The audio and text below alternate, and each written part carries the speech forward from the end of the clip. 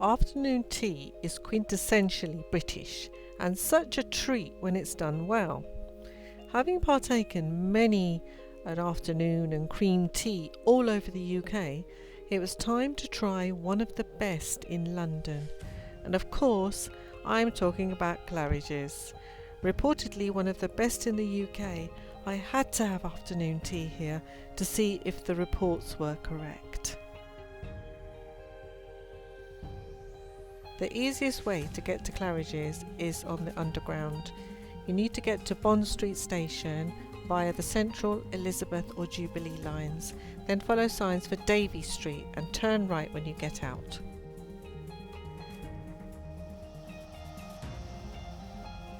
You will see this magnificent hotel on the corner of Brook Street and Davy Street.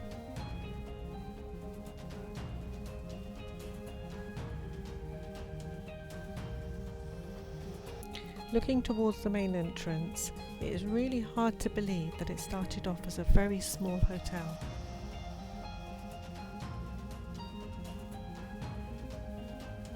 From the smartly dressed door attendants to the Art Deco glass and lighting, this hotel just oozes class.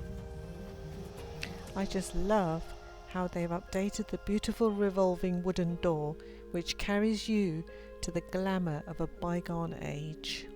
When you get inside, the entrance area is dripping with Art Deco patterns on the mirrors, the floor, the chandeliers and even the seating at the side. The chrome, brass and mirrors just shimmer as you walk onto the lobby. Looking back towards the entrance shows off all its Art Deco features. The grand curving staircase sweeps up to the upper landing with its beautiful wrought iron balustrade. These lit doorways are beautifully opulent, leading to the cloakroom for ladies and gentlemen. The inside of the ladies' area is tastefully decorated and shows more Art Deco style. Just look at the door handles.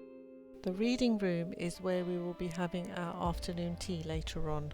Luck was with me because I had been given permission to go and see the kitchens.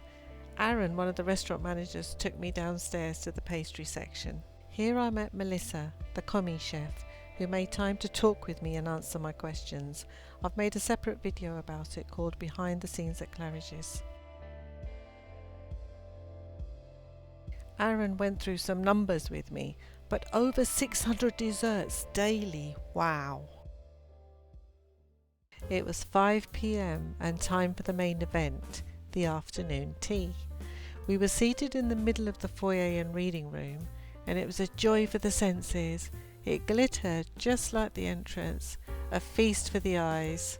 Soft piano music hung in the air, the leather chairs were reassuringly comfortable, and although the room was full, there was only a hubbub of conversation from the other people there. The silver-plated cutlery echoed more Art Deco and had a good weight to it. The tea strainers are also specially made for Claridges. As you can probably tell by now, I absolutely love Art Deco design, and I was not disappointed at Claridges. The sugar box was simply styled, and I wish they sold them because I would have been so tempted to buy one. Brown sugar cubes are individually wrapped, and it contains sweeteners as well. The cups, saucers and teapots in the beautiful muted mint green stripe are specially designed for Claridges. Claridges do cater for different dietary requirements, and we were having a halal afternoon tea.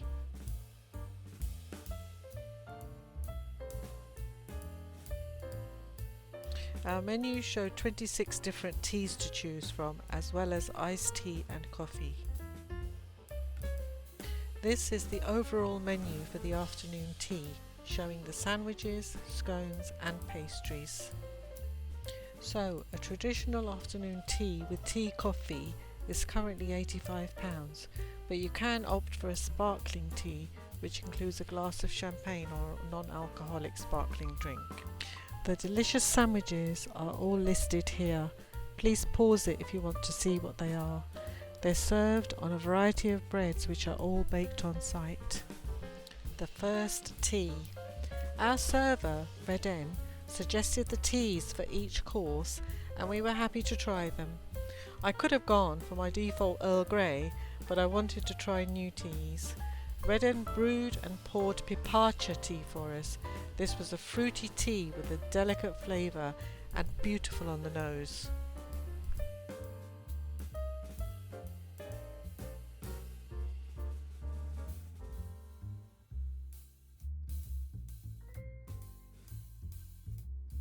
This was my favourite part because I love the savoury element of an afternoon tea. We had smoked salmon with dill and creme fraiche on rye bread. We had organic cucumber with minted creme fraiche on white. We had roast chicken with baby gem lettuce and tarragon. We also had Burford brown eggs with truffle mayonnaise and cress on white, and a special sandwich to replace the ham, which was roasted courgettes and peppers with tomato relish. We also had a tiny fresh salad with beetroot, carrots and micro coriander.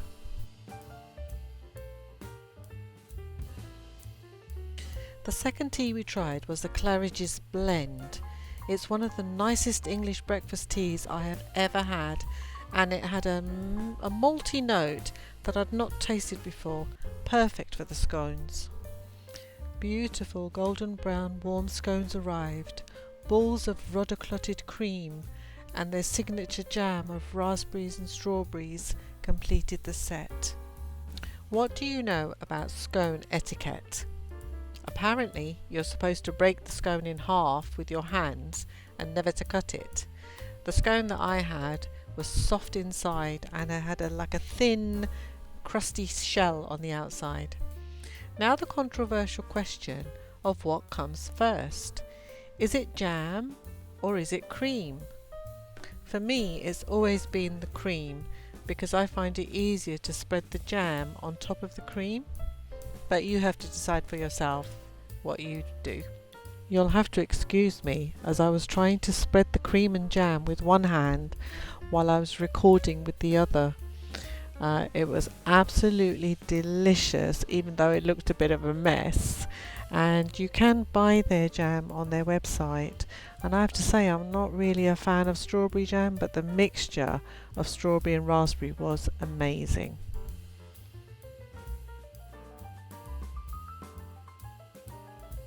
With the first two courses of our afternoon tea behind us, it was time to look forward to the final part. And I have to say, I love how the cutlery and crockery is changed with each course.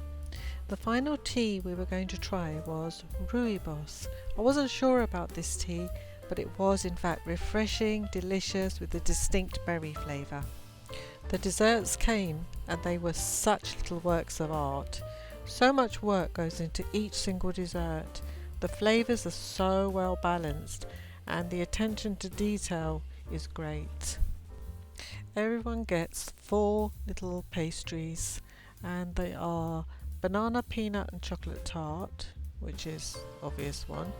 Then there's an exotic passion fruit baba, a bit like a rum baba but without the rum. There's a coffee and caramel scent honoré, and my favourite, which was the rhubarb creme fraiche mousse.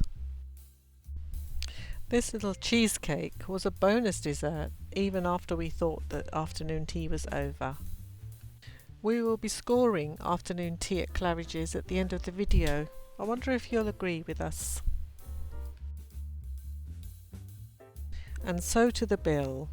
The 3 afternoon teas were £85 each, and you need to be aware that there is a 12.5% service charge that's added, but I was really happy to pay this. So this was the end of the afternoon tea at Claridge's, and I have to say I was absolutely delighted with every single aspect of this tea, from the service to the actual environment, and especially to the food, the luscious sandwiches, the delicate little works of art of pastries, the wonderful scones that were delicious, and I have to say, I would recommend it to anybody. It's just perfect. I can't finish without saying that the teas that I tried at Claridge's were absolutely amazing. They were such a high standard and such a good quality that it's converted me. I will have other teas other than Earl Grey. Finally, I want to say a big thank you to all the staff that make the Claridge's Afternoon Tea such a 5-star experience.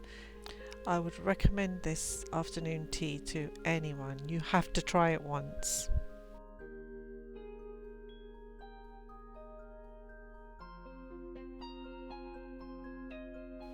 So your afternoon tea experience doesn't just end here, because we had a final surprise from them. It was a gâteau de voyage which they give to you to take home. If you've had afternoon tea at Claridge's before or after you watch my video, please let me know in the comments. I'd love to hear from you. I had to give top marks for this afternoon tea at Claridge's. What do you think? Do you agree with me or do you disagree? I hope you enjoyed the video, and if you did, then please like, subscribe, share and turn on your notifications. I would love to hear from you, so please comment below.